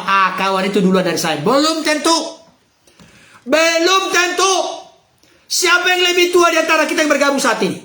Belum tentu duluan. Karena itu misteri rahasia Tuhan. Karena kita tidak tahu sampai kapan kita hidup di dunia ini. Mari lebih cepat lebih baik. Benahi diri kita. Jangan sampai nanti ada bapak-bapak yang meninggal pas sedang berzina di hotel. Ngeri. Apakah bisa kita mengatakan orang itu orang yang mengasihi Tuhan? Kok sampai dia meninggal dalam posisi berzina di hotel dengan kuntilanak? Mohon maaf, vulgar ngomongnya Saudara ya. Ngeri kan? Dia tidak mungkin melakukan itu kalau dia memelihara kekudusan hidup, ya kan? Kalau dia seorang yang bertobat, tidak akan melakukan. Pohon itu dikenal baik dari buahnya. Saudara yang dikasihi Tuhan, tanpa panjang lebar, saya mau berkata, jangan menunda-nunda untuk bertobat. Saya sampaikan, berita Natal harus disampaikan menjadi berita pertobatan. Bukan hanya ritual, sandiwara, drama. Bukan hanya baju baru, sepatu baru, penampilan baru. Bukan hanya kue baru, aksesoris Natal, pohon Natal baru. Bolehlah itu, tapi intisarinya adalah ketika kita merayakan Natal, untuk apa Yesus datang? Untuk memanggil orang-orang berdosa supaya mereka bertobat. Saya tutup firman Tuhan dengan satu ilustrasi, contoh dalam Alkitab. Dengarkan baik. Betapa panjang, betapa lebar, betapa tinggi dan dalam kasih Tuhan dalam hidup kita. Satu ketika orang-orang Yahudi membawa seorang perempuan yang kedapatan berzina kepada Yesus. Anehnya Bapak Ibu Saudara, ada yang aneh di cerita itu enggak? Ada. Kenapa? Mungkinkah seorang perempuan berzina sendiri? Enggak mungkin. Benar kan? Tapi orang-orang Yahudi yang menangkap basah perempuan ini, berarti laki-lakinya ada apa dong? Bayangkan, kemunafikan sudah dimulai di sini. Mereka membawa perempuan yang ketangkap basah berzina, tapi laki-lakinya nggak dibawa. Yang dibawa hanya perempuan. Demi menyudutkan, baik menyudutkan perempuan ini, termasuk juga menyudutkan Yesus. Ketika perempuan kedapatan tertangkap basah berzina ini dibawa kepada Yesus, maka orang-orang Yahudi yang merasa suci dan saleh ini, merasa beragama ini, berkata kepada Yesus, menurut hukum Musa, orang yang kedapatan berzina harus dilempari dengan batu. Bagaimana pendapat guru terkait hal ini? Yesus pun sambil menunduk menulis di tanah, sembari berkata, barang siapa di antara kamu yang tidak berdosa, silakanlah dia yang pertama melempar perempuan itu dengan batu. Tahu nggak apa yang terjadi? Ngeri Bapak Ibu Saudara. Kenapa ngeri? Karena mundurlah mereka satu persatu, mulai dari yang tertua. Nah, maksudnya kenapa mulai dari yang tertua? Karena yang lebih senior berdosanya adalah yang lebih tua, terakhir yang termuda. Jadi mereka menunjuk orang lain berdosa, menunjuk orang lain tertangkap basah berzina, tapi ternyata mereka tidak pernah menunjuk diri sendiri. Makanya genap yang dikatakan oleh Yesus, janganlah kau menghakimi supaya kamu jangan dihakimi. Ukuran yang kau pakai untuk mengukur orang lain akan diukurkan kepadamu. Mengapa engkau melihat selumbar di mata saudaramu, sedangkan balok di matamu sendiri tidak engkau lihat? Artinya, dalam hidup ini introspeksi kepada diri itu yang pertama dan yang utama. Kemudian setelah mereka pergi, Yesus pun bangkit berdiri dan berkata, hai perempuan, di manakah mereka semua? Adakah yang melempari kau dengan batu? Tidak ada Tuhan, mereka sudah pergi semua. Apa kata Yesus? Perhatikan baik kalimat ini. Ini saya mau baca sebagai penutup untuk kita. Mari buka bersama dengan saya sebentar. Yohanes pasal 8. Ayat yang ke-7 sampai 11. Sebagai penutup ini penting Bapak Ibu Saudara. Ini sebagai penutup untuk kita renungkan. Untuk menyentuh sekaligus menyentak hati kita. Semua kita orang berdosa. Saya bangga sekali, terima kasih Bapak terkasih Pak Sinolopati. Sampai beliau berkata tadi, saya masih cepat baca, saya ini orang berdosa. Berarti Yesus cocok datang kepadamu Pak, kepadaku, kepada kita semua. Agree, kata beliau. Saya setuju, katanya. Saya setuju. Nah, ini luar biasa Bapak Saudara. Orang yang egonya tinggi tidak akan mungkin berkata demikian. Tapi orang yang berkata demikian berarti orang yang mau belajar. Untuk belajar firman dan rendah hati. Mau dipulihkan, mau diubahkan. Mau dijamah dan dilawan oleh Tuhan dan hadiratnya yang maha suci kudus mulia. Yohanes 8. Ayat ke-7 sampai 11. Sebagai bentuk perenungan, tarik ayat ini kepada diri masing-masing. Dan ketika mereka terus-menerus bertanya kepadanya, ia pun bangkit berdiri lalu berkata kepada mereka, barang siapa di antara kamu tidak berdosa, hendaklah yang pertama melemparkan batu kepada perempuan itu. Lalu ia membungkuk pula dan menulis di tanah.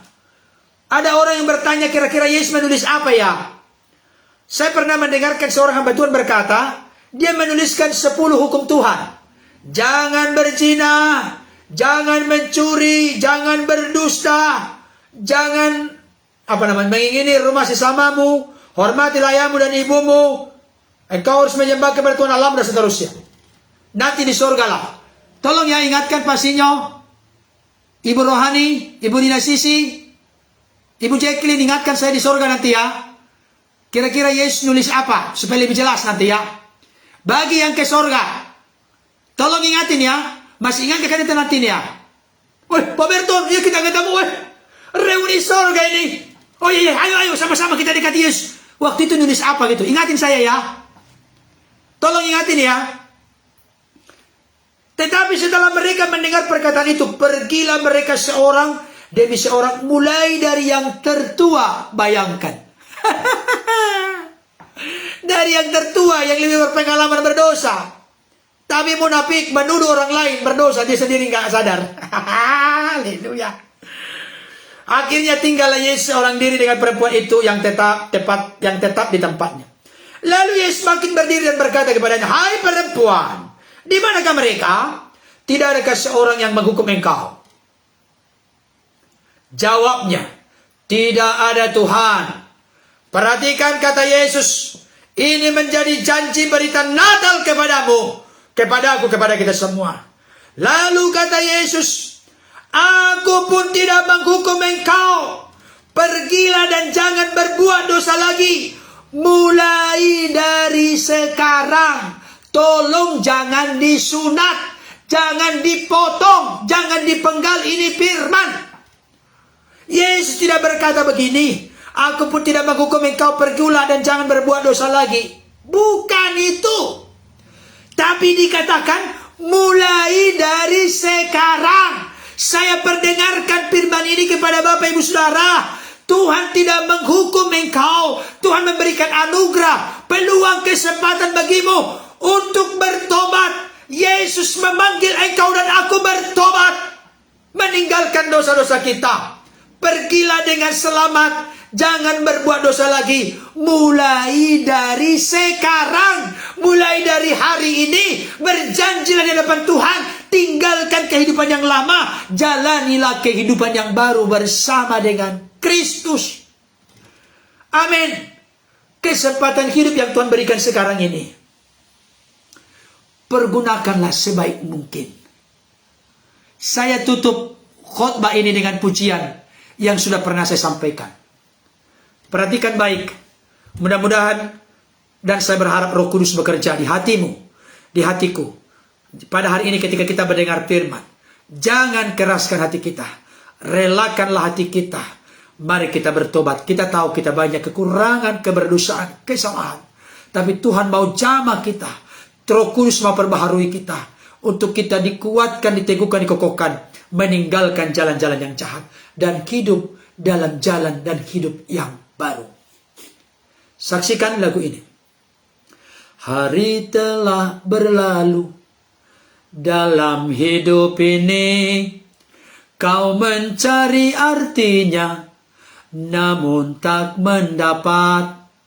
Tak ada yang berarti dalam hidup ini, kecuali Yesus Kristus jadi pilihanmu. Ingat, Yesus datang untuk memanggil orang-orang berdosa supaya mereka bertobat. Itulah tujuan utama kedatangan Yesus. Esok kan terlambat, putuskanlah sekarang. Yes, esok kan terlambat, janganlah kau tunda. Ambillah keputusan dalam hidup ini, agar kau dan aku, kita tak kecewa, hanyut dalam dosa.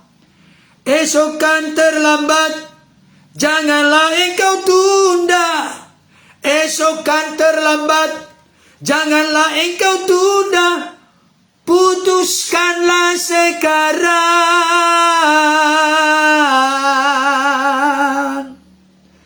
Naga maksudnya saudara, aku pun tidak menghukum engkau. Pergilah dengan selamat dan jangan berbuat dosa lagi. Mulai dari sekarang. Sekarang tanggal berapa? Tanggal 12 Desember 2022. Wah, angka cantik. 12, 22. Halo, Bapak Ibu Saudara.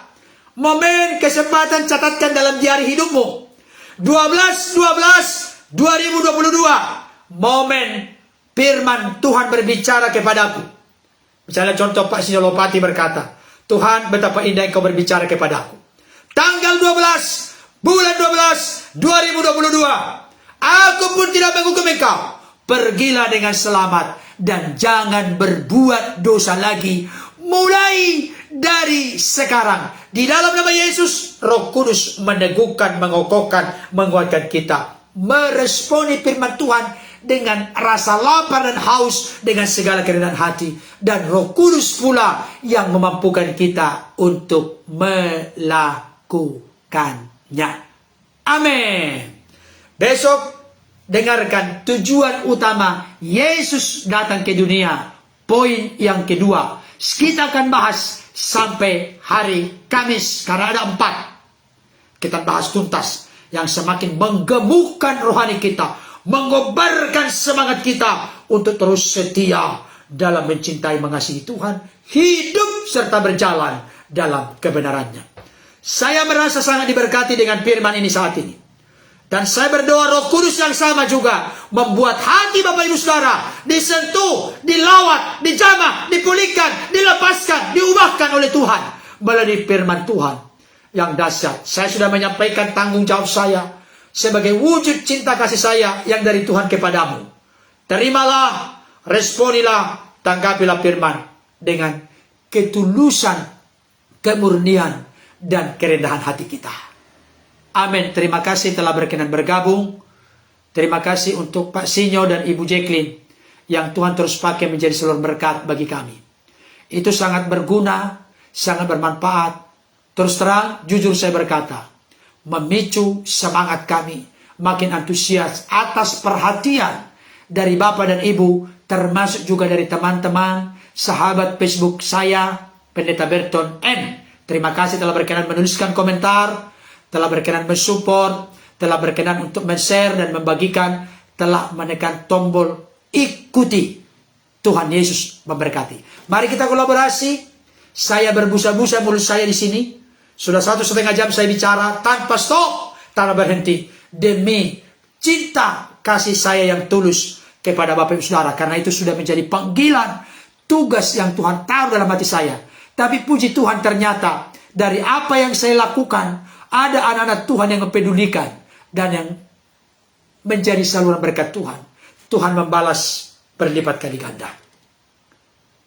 Kita berdoa. Terima kasih Bapa untuk firman-Mu yang telah kami dengarkan. Roh Kudus, tanamkanlah firman-Mu itu dalam hati kami. Momen tanggal 12, bulan 12, 2022. Biar menjadi momen yang bersejarah bagi masing-masing kami.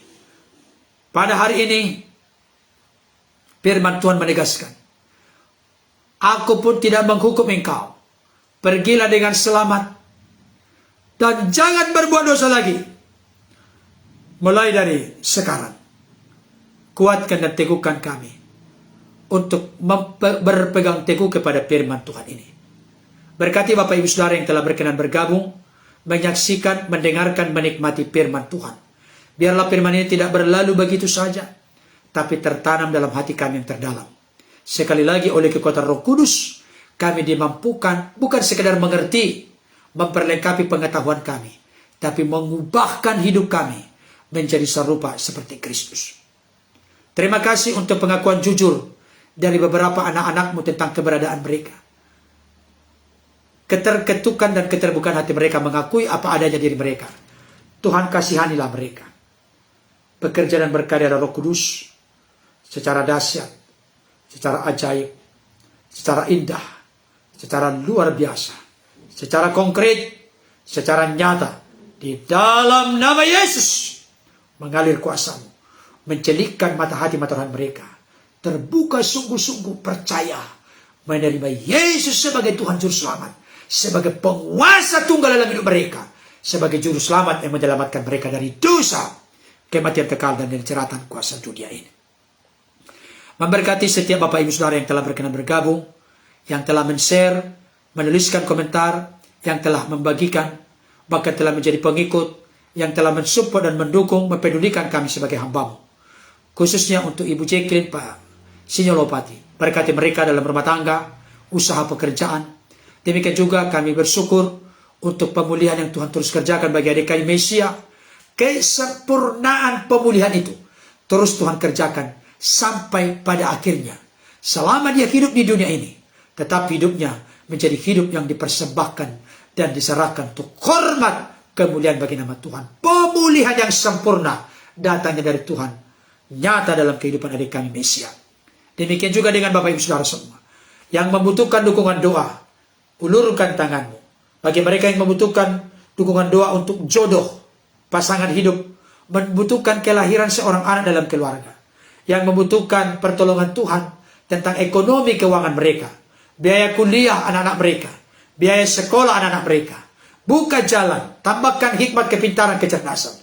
Pertolonganmu tidak terlambat, indah pada waktunya, tercurah bagi mereka.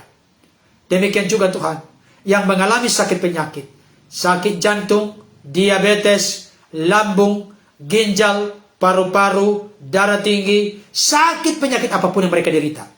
Hamba berdoa saat ini, mohon belas kasihan Tuhan, keajaiban-Mu turun tercurah, tumpangkan tangan-Mu kepada masing-masing mereka, menyentuh dan mengenyahkan, menyingkirkan, mencabut sakit penyakit dari tubuh mereka, karena tubuh mereka bukan sarang sakit penyakit.